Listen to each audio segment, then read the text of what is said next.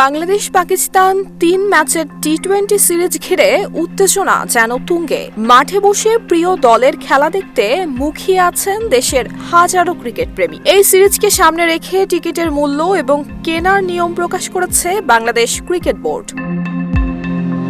সর্বনিম্ন ৩০০ টাকায় পূর্ব গ্যালারিতে বসে ম্যাচ উপভোগ করা যাবে। শহীদ আবু সাইদ স্ট্যান্ডের টিকিটের দাম ৪০০ টাকা, ক্লাব হাউসের জন্য গুনতে হবে ৮০০ টাকা, আর ইন্টারন্যাশনাল গ্যালারির মূল্য ধরা হয়েছে ১৫০০ টাকা। গ্র্যান্ড স্ট্যান্ডে বসতে চাইলে খরচ হবে ২৫০০ টাকা, আর কর্পোরেট বক্স তথা ইন্টারন্যাশনাল লাউঞ্জের টিকিটের সর্বোচ্চ মূল্য ৩৫০০ টাকা।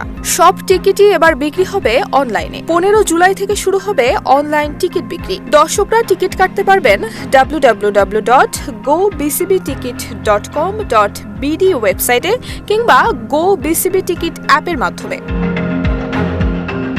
একটি অ্যাকাউন্ট থেকে সর্বোচ্চ ৪টি টিকিট কেনার সুযোগ থাকবে। তবে যেসব টিকিট অনলাইনে বিক্রি হবে না, সেগুলো ম্যাচের দিন সকালে স্টেডিয়ামের বাইরে দুটি নির্ধারিত বুথ থেকে সংগ্রহ করা যাবে।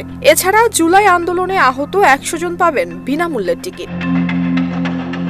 বিসিবির সঙ্গে ৩ বছরের একটি চুক্তির আওতায় এবারও টিকিট বিক্রির দায়িত্বে থাকছে মধুমতি ব্যাংক। এই চুক্তির অংশ হিসেবে ব্যাংকটি বিসিবিকে দিচ্ছে ৩ কোটি টাকা।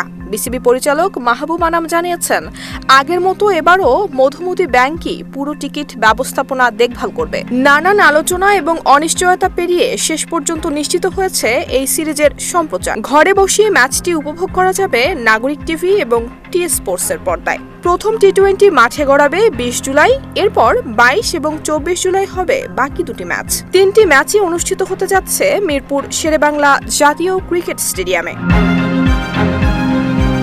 নুসরাত জাহান মেহেক, ঢাকা পোস্ট।